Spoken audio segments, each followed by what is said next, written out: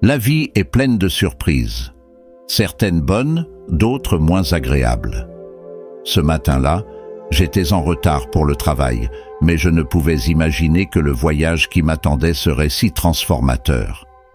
Je me souviens clairement du vent qui fouettait mon visage alors que j'accélérais ma moto dans les rues encore endormies. C'était un jour ordinaire, comme tant d'autres, jusqu'à ce qu'en un instant, tout change. Chaque journée commençait de la même manière. Le son du réveil brisant le silence de l'aube, l'arôme du café frais remplissant la cuisine, et moi, enfilant mon uniforme d'infirmière, prête pour un autre service à l'hôpital. Ce jour-là, cependant, une sensation différente flottait dans l'air. Peut-être n'était-ce que la fatigue accumulée ou la précipitation de quitter la maison, mais quelque chose me disait que ce ne serait pas une journée comme les autres. Tout s'est passé trop vite pour que je puisse comprendre. Un instant, j'étais sur la route, et l'instant suivant, tout se transforma en obscurité. Le bruit des freins, l'impact, la sensation d'être projeté dans les airs. La dernière chose que j'ai vue était le ciel bleu, avant que tout ne s'éteigne. Mais ce n'était pas une fin, seulement un commencement. La douleur disparut, et je fus enveloppé par une sensation de paix indescriptible. Lorsque j'ai rouvert les yeux, je n'étais plus dans la rue, ni à l'hôpital. J'étais dans un endroit différent, un champ verdoyant qui semblait s'étendre à perte de vue. Tout autour de moi brillait d'une lumière douce et accueillante. C'était comme un retour à la maison, un lieu dont j'ignorais l'existence. La première chose que j'ai remarquée, c'était le son. Ce n'était pas le son chaotique d'une ville animée, ni le bourdonnement constant des machines à l'hôpital. C'était un son harmonieux, presque musical, le chant des oiseaux et le murmure du vent à travers les arbres. Il y avait une mélodie sereine qui semblait émaner de l'environnement lui-même, apportant une paix que je n'avais jamais connue. J'ai vu des visages que je pensais ne jamais revoir. Ma grand-mère, avec son sourire affectueux, mon oncle, toujours si enjoué. Ils étaient tous là, comme s'ils m'attendaient depuis longtemps. Ils se sont avancés vers moi et j'ai senti une vague d'amour et de nostalgie m'envelopper. « Bienvenue, ma chère, tu nous as manqué », dit ma grand-mère en me serrant dans une étreinte chaleureuse. Ces mots, empreints d'amour, dissipèrent toute peur ou doute que j'aurais pu avoir. J'étais à la maison, d'une manière que je n'avais jamais connue auparavant. Nous avons marché ensemble à travers ce champ, partageant des souvenirs et des rires. Chaque pas semblait faire surgir des souvenirs longtemps enfouis, chaque visage une histoire d'amour et de connexion. Soudain, une figure lumineuse apparut devant nous. C'était un ange.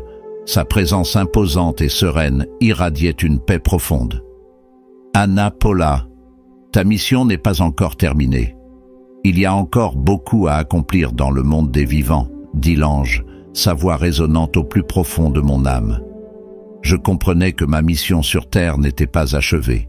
Il y avait encore des personnes à soigner, des vies à sauver. Je regardais autour de moi, absorbant chaque détail de cet endroit merveilleux. Le champ de fleurs, le ciel infini, les visages aimés.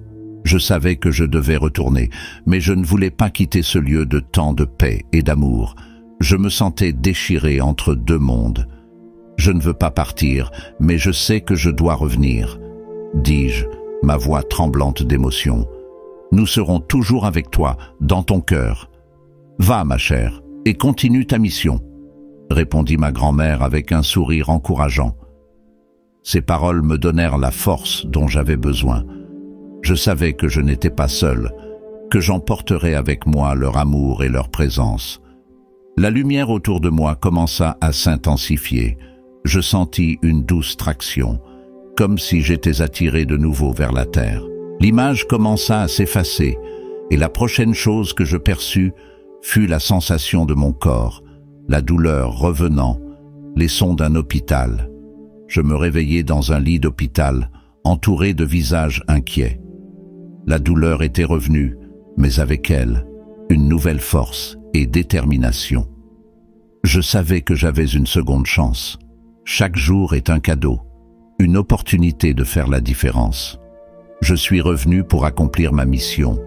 Et tant qu'il y aura de la vie en moi, je continuerai à prendre soin de ceux qui en ont besoin. Car je sais que, de l'autre côté, il y a un ciel qui m'attend, plein d'amour et de lumière. La vie est un souffle, et chaque moment est précieux.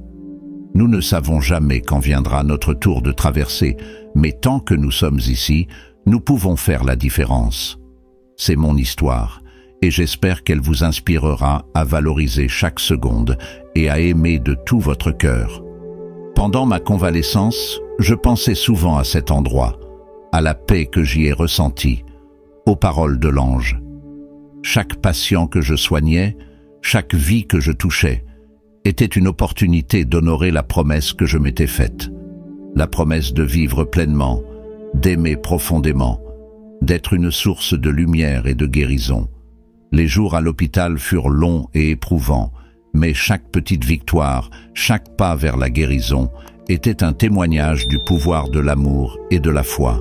Les cicatrices que je portais étaient des souvenirs de mon voyage, non seulement des douleurs que j'avais endurées, mais des leçons que j'avais apprises et des personnes que j'avais rencontrées. De retour au travail, la routine semblait la même, mais quelque chose en moi avait profondément changé.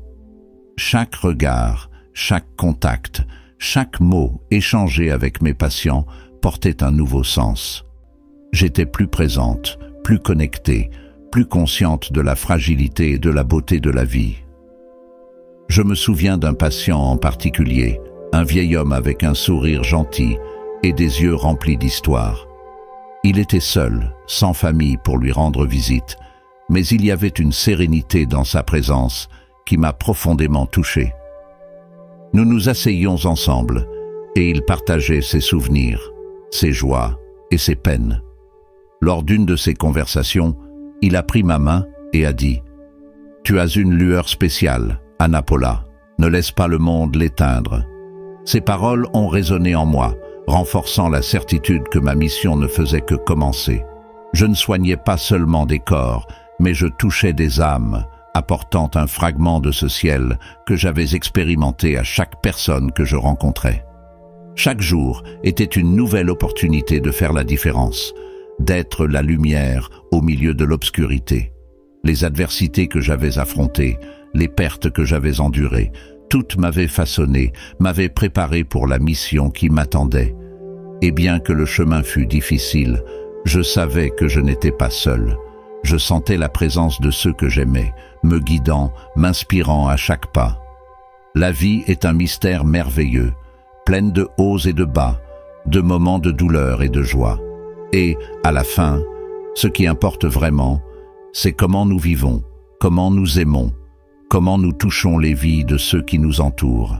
Mon expérience de presque mort n'était pas une fin, mais un nouveau commencement, une seconde chance de vivre avec but et passion.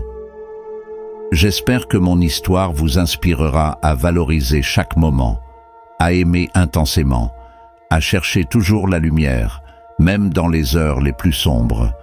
Car, au final, nous ne sommes que de passage, et ce qui importe vraiment, c'est l'amour que nous laissons derrière nous. Les premiers jours après l'accident furent confus et douloureux. Se réveiller dans un lit d'hôpital, entouré de machines et de sons inconnus, fut une expérience effrayante. Mais le soutien de mes collègues de travail et des médecins fut essentiel. Ils m'offrirent non seulement des soins médicaux, mais aussi le soutien émotionnel dont j'avais tant besoin. Chaque visite de mes amis et de ma famille était une injection de courage. Ils apportaient des fleurs, des mots d'encouragement et, surtout, de l'amour. Ma mère, toujours à mes côtés, tenait ma main et me racontait des histoires de mon enfance, essayant de me distraire de la douleur. Mon père, avec sa voix ferme, me rappelait la force qu'il avait toujours vue en moi.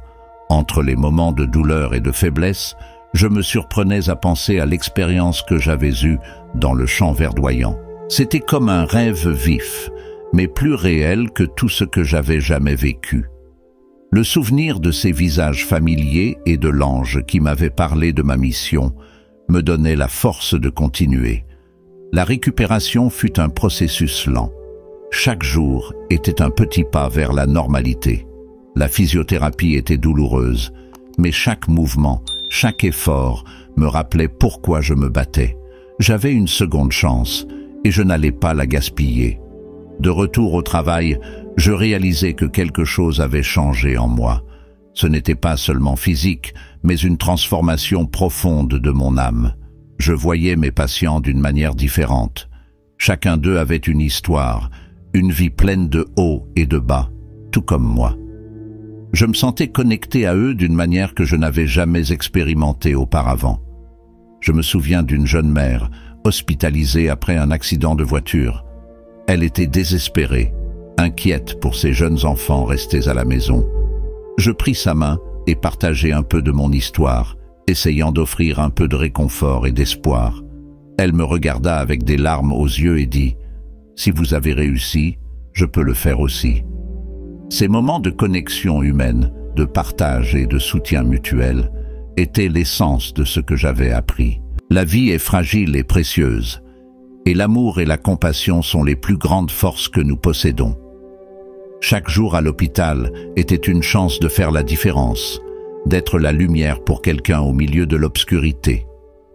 Les nuits étaient les plus difficiles. Dans le silence de ma chambre, les souvenirs de l'accident et du chant verdoyant revenaient à la surface. Mais au lieu de me hanter, ils m'offraient du réconfort. Je savais que je n'étais pas seul, que ceux que j'aimais étaient avec moi en esprit, me guidant et me protégeant. Cette expérience m'a également appris à valoriser les petites choses de la vie. Le sourire d'un patient en convalescence, l'étreinte d'un ami, le chant des oiseaux à l'aube. Chaque détail devenait une source de joie et de gratitude. J'avais reçu une seconde chance et je voulais savourer chaque moment. Ma foi fut également renforcée. Ce n'était pas une foi aveugle, mais une confiance profonde dans la bonté et l'amour qui imprègnent la vie. Je sentais une connexion plus forte avec quelque chose de plus grand que moi, une force qui me guidait et me soutenait dans les moments difficiles. Le temps passa et les cicatrices physiques commencèrent à disparaître, mais les leçons que j'avais apprises demeurèrent. Je suis devenu une infirmière meilleure, plus compatissante et attentive. Chaque patient que je soignais était un rappel de la fragilité et de la beauté de la vie. Je les traitais non seulement comme des cas médicaux, mais comme des êtres humains complets, avec des histoires, des rêves et des peurs. Ainsi, chaque journée, chaque instant, était une opportunité de vivre pleinement, d'aimer intensément et de faire une différence.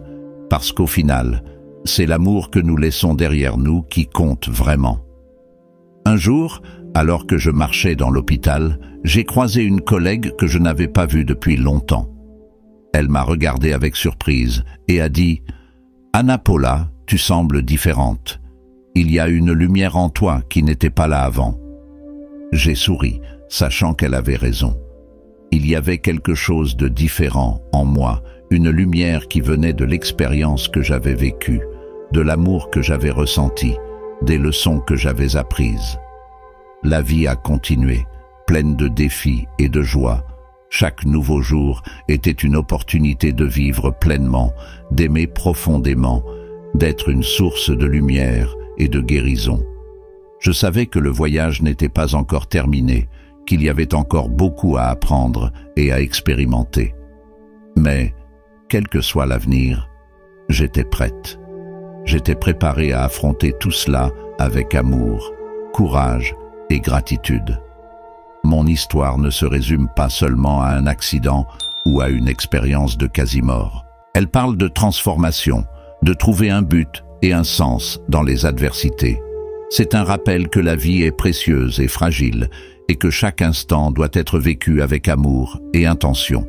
J'espère que mon histoire vous inspirera à valoriser chaque seconde, à chercher toujours la lumière même dans les heures les plus sombres.